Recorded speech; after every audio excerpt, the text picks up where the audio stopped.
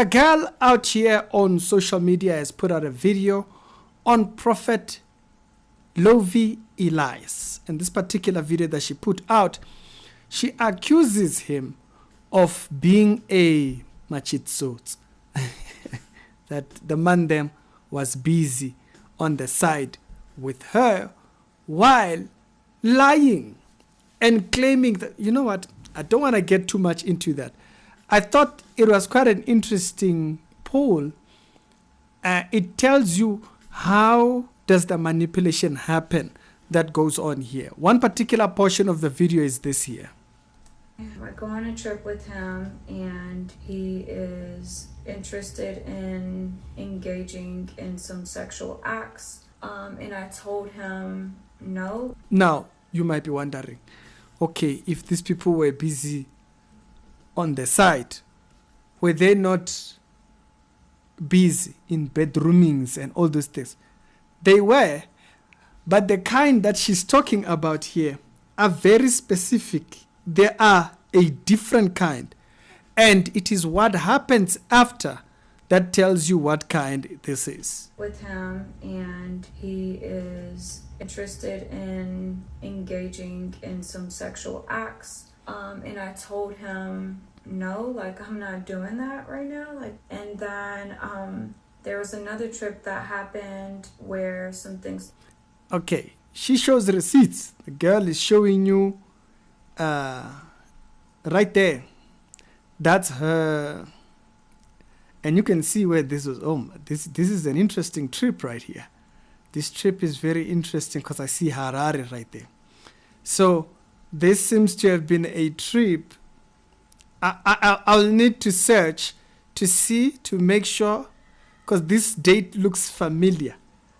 The detective had to put on his head. Take place, and this time it wasn't like actual sex, but it was, something sexual. After this had happened, I remember just crying about it privately alone, like after he had left, and I just cried to God, and I just felt so wrong to have done that. Now, bear in mind, these people had been busy before, okay? And there was a particular act that happened that had her crying to God. I thought, that's quite an interesting... Because, and to see what I'm saying, that this act was not just a sexual act, is that there is another part where she says, this is not just what they were just busy with, right? There are times where I kind of would just question him a little, and so he would just say don't think that I just want you for sex. And so she shows their text messages with the mandems thingy, and and that's so it's clear there that these people were sexually active, but there was this act that happened, and when this particular act, it left her praying. I tell you guys, step away from these people. These mandems, they don't have God in their conscience. But I'm going to play that part again, just a second, and then we'll move. I just felt so wrong to have done that. But when I had talked to him about it, he would just reassure me and say, you're mine, you're going to be with me. And so I would just, again, I'm believing these things okay, I don't have to worry. If this is my husband, then I don't have to worry. So, bear in mind, this is during the manipulation period and the whole nine hodges. I'm going to leave the full video down in the pinned comment where you can go and watch the whole thing, where she breaks down the whole thing. The question I had was, these acts they got into,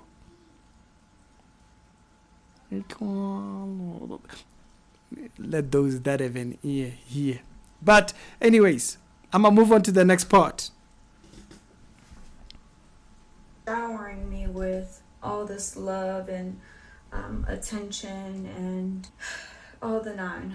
So at this point, I'm fully invested in a relationship that seems like was from God. There are times where I would have dreams of like me and him being together and whatnot. And so at this point, he begins to make comments that are about like sexual things, but also at the same time saying like, you know, I don't want you for sex. I wouldn't be helping you or doing all these things for just sex. He would say like, all that I do is from a place of purity. If you like, there are times where I kind of would just like question him a little, and so he would just say like, you know, don't think that I just want you for sex. So that's kind of gives us the context around the whole sex whole business over there. Is that there was there was the cheating on his wife, and he was busy doing what? When did he get married? Completely forgot. But there was a particular act that they got involved into that had her pray. Okay, I'll leave that alone. But then there was another part again in the video that she made where she said this. 2 different occasions I had met his son, and so for me, I'm thinking like, wow, that's a big deal. Like, I'm meeting your son. So basically, he was even introducing her to family people. At one particular point, she mentions that she actually went to look for a place with one of his siblings or something like that and stuff like that. And then the next part here. To invest in your business. There are several times where he said, this is where your millions are going to come from. He had mentioned you're going to be rich soon. And so I was just believing all these things, just being hopeful and just trusting like that which was being released from this prophet was going to come to pass. Time goes on. It gets to a point where I feel like I'm just waiting. I'm waiting for that which was spoken over me, and I'm also waiting over the funds that were supposed to be invested into this business. None of that happens. At this point, I just feel so purposeless, hopeless, and distraught. Like, I came from having an amazing business. So basically, she breaks down how she had a business in a different place, and when they were about to renovate her place, she closed off that lease and went and moved to, I don't know if she moved closer to him or whatnot, and the whole 9 years. And so she had committed, showing that she was serious. Nope, man, then has his own commitments. Now, I'll leave the video, as I stated, down in the pinned comment, because there's a lot of things that she speaks about. She breaks down their relationship and all that, and this entire web of lies that she had to deal with. Bazalwane, these people, you see, like, when you listen to the doctrine that they teach, see, they will use you to nothing, to zero. They will use you to nothing. They will use Uzube. You will turn blue. You'll remember not long ago, there was a story that came out, and the story was about his spiritual father, Passion Java, and some girl that was said to be from Cape Town. And the girl showed videos of herself. She was pregnant and the whole 9 jazz and whatnot. And so the spiritual father does this. Now you see. Now, not long ago, there was the situation with the spiritual son, EJ, when he came out and he says there's some very dark things that are going on over there. Okay? Then Greg Locke, which was one of the people that he was in ministry with, also. And then he said, you know what? Something's wrong over there. Then later on he came, he said things about Jesus, he said things about God. He said God is what? You know, like, these people are false in doctrine for a reason. It paints what kind of a relationship they have in person, their person. So when people are speaking out here about these things, do you think it's an isolated case? Okay? Because this thing will trend now, And then we have forgotten about it. His spiritual father was there on the same thing. He had a girl. That time she was pregnant. I don't know about this other girl because I haven't finished the entire video. One of you guys sent me the thing. He said, "Detective, go back to work." I said, "It's a holiday, my brother. Charlie's don't stop." Charlie's don't stop. I said, "Go back to work." And so, please, sometimes it's beneficial to listen. These people are like this for a reason. It's because they don't believe in the God that we speak about. That's why they are so foul. That's why they will say like the worst things about God.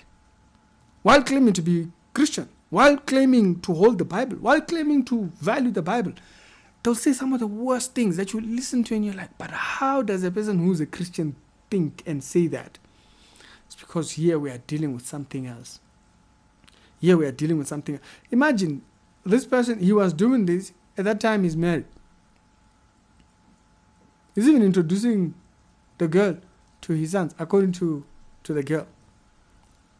This is a person who is intentionally deceiving you. Intentionally. He intends on wasting your time. That's scary. That's scary. Now, for some people, you'll say this, they won't hear anything. This tells you there is no God. There is absolutely, and it's very funny for me that most of the people that are around these people, they just don't have a life. Like I've seen people who were next to these big prophets that you see, and they had a business. Their business just doesn't ever do nothing or what. The moment they move away, they do find their thing. This girl had a business, had her things going. Until she met Mandens, things went upside down.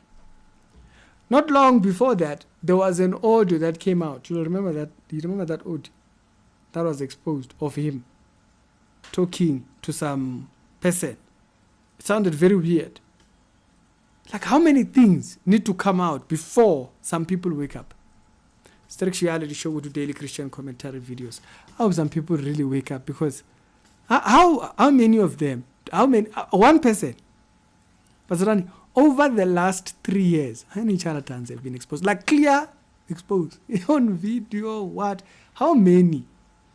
And what will it take for you to see that those particular individuals are the false prophets that the Bible is talking about? No, you are still waiting. You'll be here in the comment section. That one you have evidence. You in the comment saying funny things. It's Ricky, we are here.